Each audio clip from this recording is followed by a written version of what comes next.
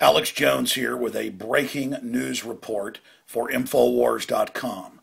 It is Saturday, August 20th, 2011.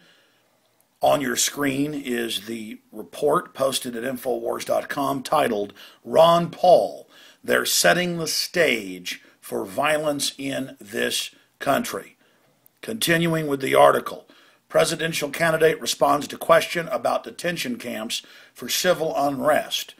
In a response to a question asked by InfoWars correspondent Robert Wanek at the Iowa State University during the recent Ames straw poll, Ron Paul said that the federal government was preparing for civil unrest and martial law in the United States. This video just went up yesterday.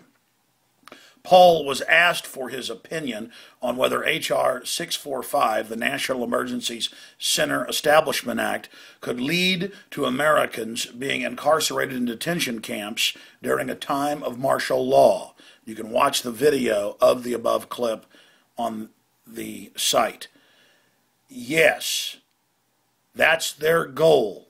They're setting up the stage for violence in this country, no doubt about it. Again, Robert Wanek, you know him well. For many years we've interviewed him from back when he was even in high school, confronting forced inoculations and other things in Minnesota. Well, now he's out there doing a great job reporting for We Are Change Minnesota, and he's followed a lot of powerful interviews with Huckabee and other globalists. They've even confronted Bilderberg Group members while at the event.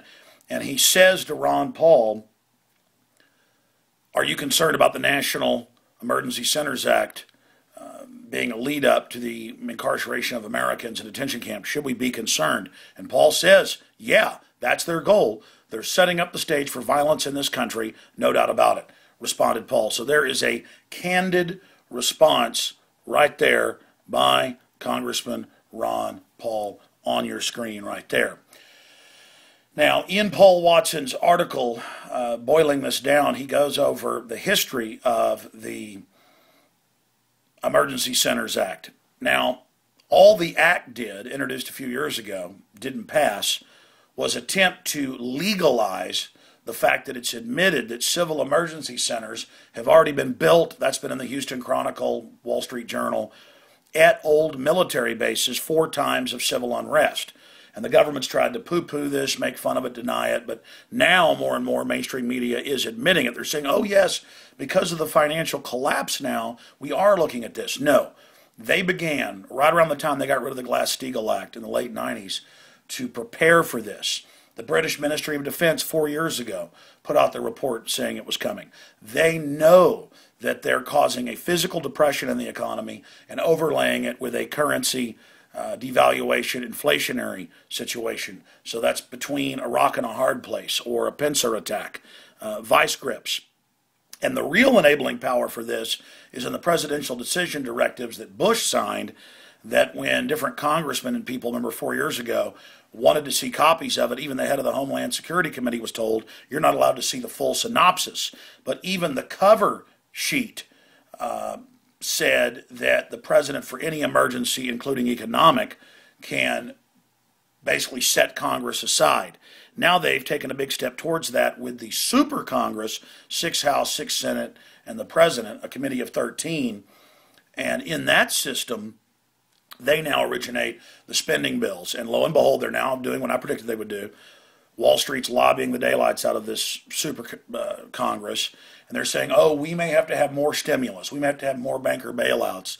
And the rest of Congress, who barely voted for it in 2008 when the bankers held Congress hostage and Paulson threatened martial law. Remember that being in the news? If they didn't do what he was, if they didn't do what they were told.